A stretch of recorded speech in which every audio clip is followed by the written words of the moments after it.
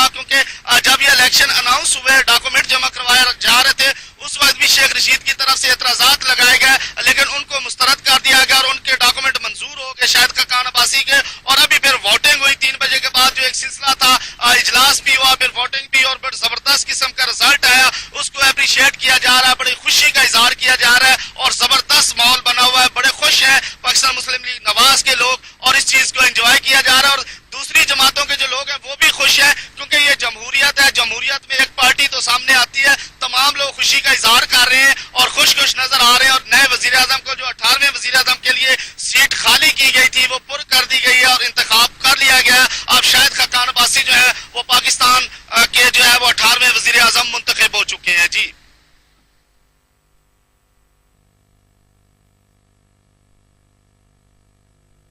بھونگے. حالانکہ 221 ووٹ ملے تو کن ارکان نے غداری کی؟ کون تھے جو نہیں آئے ووٹ دینے کے لیے؟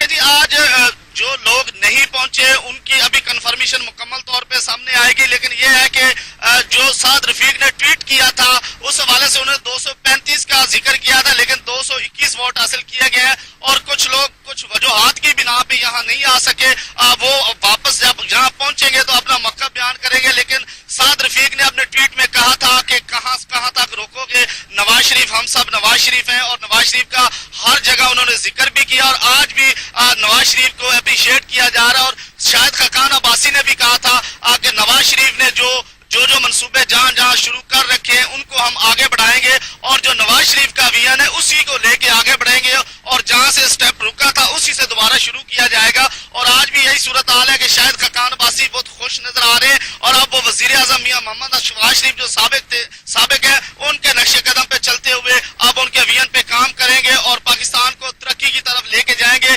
جیسا کہ نواز شریف نے بھی کہا تھا، اب شاہد خاقان عباسی بھی اس راستے پہ چل نکلے ہیں اور زبردست ماحول بنا ہوا ہے.